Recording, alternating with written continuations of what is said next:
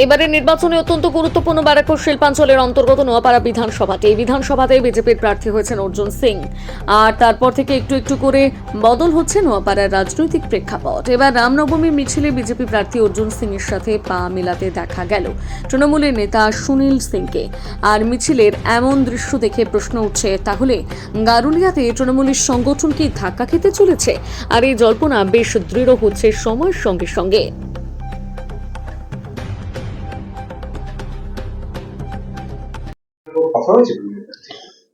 কোনো মঞ্চ ছিল না, এটা রামনবমীর রাম জন্মভূমি কাল যে জন্মদিন ছিল, 25 বছর থেকে রাম জন্মভূমি আমরা পালন করি। একটাই গারুলিয়া পৌরসভা থেকে 8-9 ওয়ার্ড থেকে বের হয়, ওখানে সবাইকে ডাকা হয়, কোনো দল বলে নেই, সব লোক ইনভাইট করা হয়। ওর মধ্যেই কালকে মাননীয় ভূতপূর্ব সাংসদ মাননীয় অর্জুন সিং উনিও এসেছিলেন। তো আমাদের সামনে দেখা হলো, ওই জন্য কালকে আমরা একসঙ্গে হেঁটেছি, কোনো ব্যাপার নেই। আপনাকে দেখা গেল যে আপনি পায়ে হাতে নমস্কার করলেন, এবং এটা আমার ধর্ম মধ্যে আছে, কর্ম মধ্যে আছে।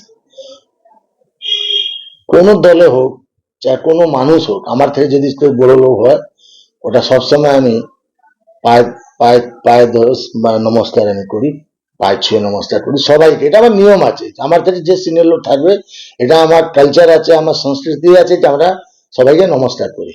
রাজনৈতিক কোনো কথা হয়েছে? এমন কোনো রাজনীতিক কোনো কথা হয়নি। আর রাজনীতিক কথা কালকে দিনও ছিল না, কালকে জন্মদিন, কালকে কোনো রাজনীতিক কোথাও ছিল না, আর রাজনীতিক দিনও ছিল না। কালকে আমরা সবাই রাম জন্মভূমির রামজির জন্মদিনে মেখেছি আমরা, আর সবাই মিলে উৎসাহ করেছি কালকে। আপনাকে দেখা যাওয়ার পরে নোয়াপাড়া যে নতুন একটা চর্চা শুরু হয়েছে আপনার, এটা কোথায় পেপারে কি বেরিয়েছে, কোথায় মিডিয়া কি বলছে, আমার এটা কোনো বলার, এর মধ্যে কিছু বলার নেই।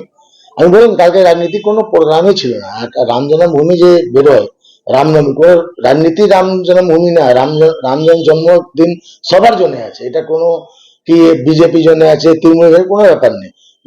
উনি এসেছিলেন, ইনভাইট করা হয়েছিল ক্লাব থেকে, যে প্রোগ্রামটা করে ক্লাব থেকে ইনভাইট করা হয়েছিল, উনি এসেছেন, দেখা হয়েছে, এর বাইরে কোনো কথা হয়নি। তৃণমূল থেকে আপনার গুরুত্ব কমে যাচ্ছে, আপনাকে দেখাও যাচ্ছে না সচরাচর তৃণমূল প্রার্থীর সঙ্গে। গতকালকে হঠাৎ করে বিজেপি প্রার্থীর সঙ্গে দেখা গেল,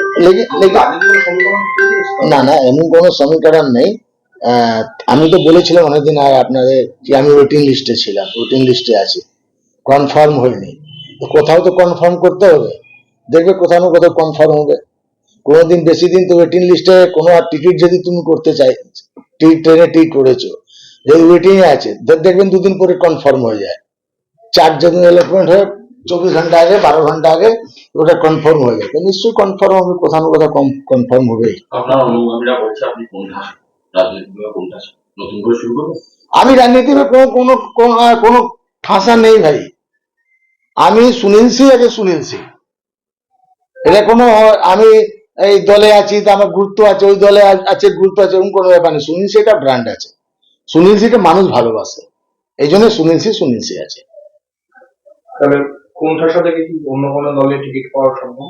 টিকিট কোথাও হবে, টিকিট তো ডিক্লেয়ার হয়ে গেছে, সব ticket declare, Trinamool ticket declare, BJP ticket declare, সবে একটাই টিকিট বাকি আছে, হুমায়ুন কবির, একটাই তো টিকিট এখন বাকি আছে আমার মনে হচ্ছে।